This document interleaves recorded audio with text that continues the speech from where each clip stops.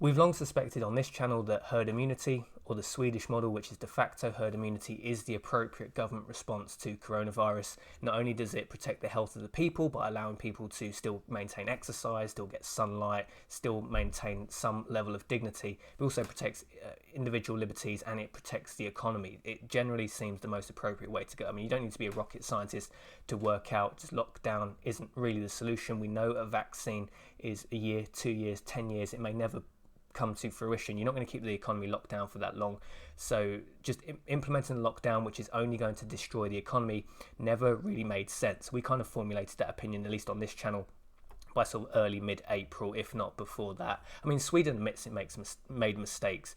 It allowed coronavirus to get into the care homes by making poor decisions at the time, and if they had not allowed that, the death rate probably would have been significantly lower. But here are two charts comparing Sweden against the UK. This data is from Worldometer, so it's coronavirus daily deaths applied with a 7-day moving average, just to help smooth it out, because especially with Sweden, it looks like the way they're like processing these death certificates, some days you're getting a big bulk of them go through, and then the next day you're getting very few go through. So with the 7-day moving average, which is the orange line applied, it helps smooth out the data. So what can we take away from this? So the 7-day moving average hit an absolute high for Sweden of just over 100 deaths per day, and when you look down at the UK, they hit just under about 1,000, call it 950, maybe to make the maths easier, we'll just basically call it 1,000. So the UK was getting a 7-day moving average death rate of about 10 times higher than Sweden. So you would expect the UK to be 10 times larger in population. If it was, that means you're basically netting out the same effect, but you're not. The Swedish population is only about 6 times smaller than the UK. Swedish population is about 10 million, UK population is about 66 million. So you would expect if the lockdown worked, you would expect the 7-day moving average for the United Kingdom never to exceed, say, 660 or 700. The fact that it's breached that shows in no uncertain terms that the UK lockdown has had no significant impact in reducing the daily death rate. Now, people are going to argue, well, Sweden's very different. I mean, arguably, yes, but you can only compare the data you have. I mean, genetically, Swedes and Brits are very similar, Northern European Caucasians. The lifestyles are very similar. They enjoy like going to cafes, going to pubs, very similar. Like culturally, yes, there's cultural differences, but it's not that different, right? Culturally, it's still quite similar.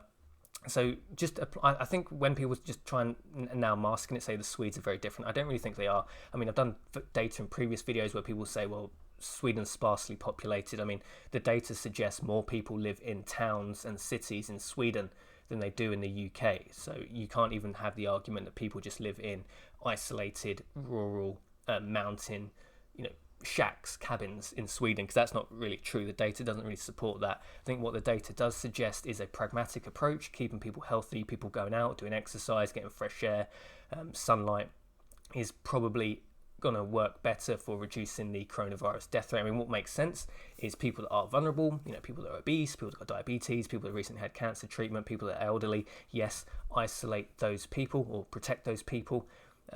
Everybody else should be going out there, going to work, protecting the economy.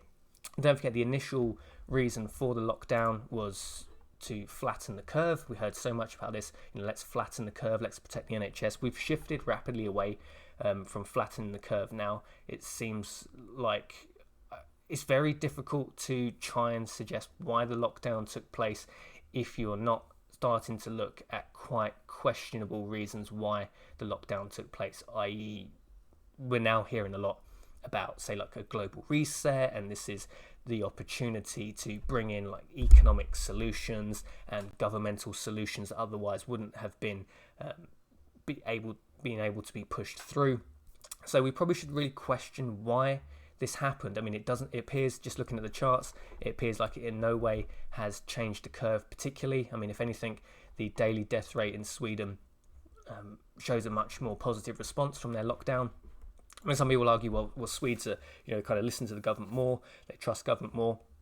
I think the government lockdown in the UK kind of does suggest that people do listen to the government. I think most people, me included, are very surprised at how willingly the UK citizens just complied with the government. I think the government are surprised, and basically everybody's surprised how much the British citizens followed the law pretty much to the letter. So it's just quite an interesting one when you compare the data now.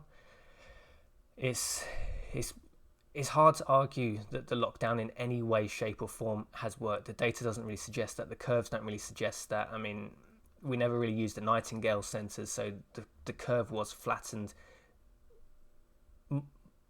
more so than the NHS ever needed it to happen. I mean, the Swedish curve suggests that even without a lockdown, the curve wasn't particularly bad. I mean, people should start holding their hands up and saying, like, you know, if they've made calls that are badly wrong, people should start being honest about that, and maybe then we should start scraping the surface and seeing the real intentions of why the lockdown took place, because there's certainly special interests that do well from the lockdown. Obviously, if you're a small or medium business, just the chances of you being able to operate after this eventually goes away is becoming increasingly small by the day. If you're a big, large multinational corporation, you probably are going to ride this out well. So people should start asking, why did this happen? Did we make mistakes? If we made mistakes, who's going to put their hands up, and which heads should roll? Unfortunately, I don't think that's going to happen, because most people are still still don't understand what's going on. But it's going to be your children that are going to be paying for this in the long term, because the economic consequences of this are profound. And maybe that's what some people want. Maybe that's part of the Great Reset. Even Prince Charles is talking about this Great Reset. Just quite worrying anyway. So thanks for watching this video, guys. As always, gold is money. I've got the Gold is Money t-shirt on today. Thanks for watching this one. If you like it, like, comment, share, subscribe. Let me know your thoughts and opinions on the lockdown. Was it a mistake? Are there any special interests benefiting from it? If so, who? And I'll see you in the next video.